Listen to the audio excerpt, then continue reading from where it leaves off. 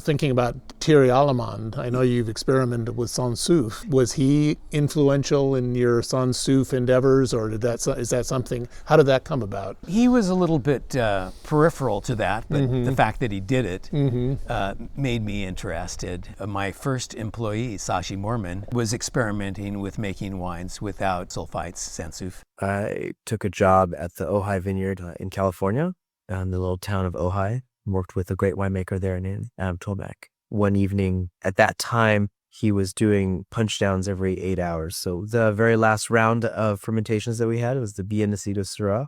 I was punching them down, and Adam came down to help me, and he brought a bottle of La Chapelle, and we were just sitting there punching down tanks and drinking La Chapelle from Javelet and looking at the stars, and I said, this is not so bad. And so I tasted some of his wines that were either very low SO2 or no SO2. And I was, I thought, well, this is a great, let's try doing this. Why not?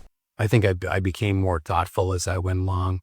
The thing that drives me forward really is not so much that, it's really what wine is. And at this scale, it's a craft, which means you never achieve perfection. You're always striving for something better and better. And in any craft or art, that's a sort of a natural thing, is exploration. Yeah, the whole Sans Soufre thing was that like, oh, I should try this and see what happens. And so it ended up informing me a lot about the use of SO2. And we found that after these experiments that, we started using, we don't use a lot of SO2, but we ended up using even less as time goes on because of these experiments. And so we made it a Sans Soufre from Syrah first, and then a Syrah Grenache blend. And so 2011 was the first one. And how have those early ones, how have they aged? With a variety like Syrah or Grenache, if you have enough tan in there and stuff, they can age pretty well. Cool. And they're bottled relatively early.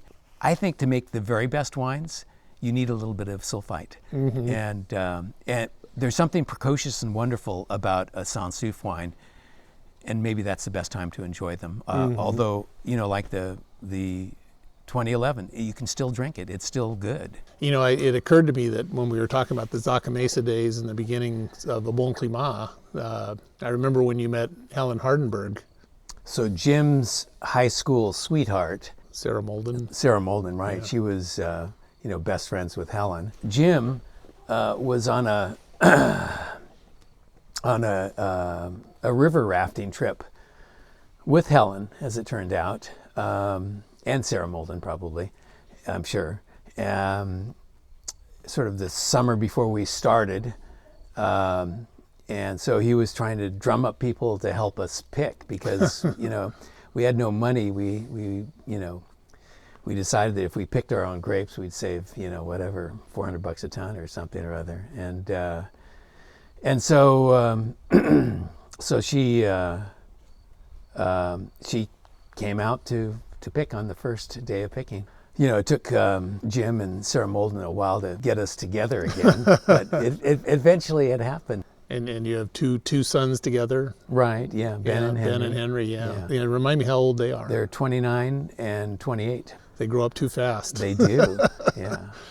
I know that you enjoy using French oak barrels in your production. American oak is just a lot less subtle, and it has a really distinctive character that lays a really large mark on the wine. Here we use it so the wine will age.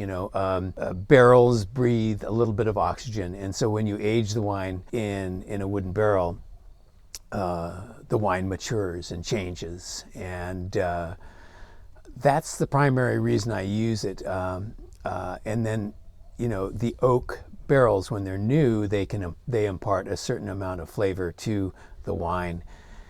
And in most varieties, I don't really care for that much. It's not something that's important to me. To me, it's so much of it is trying to capture the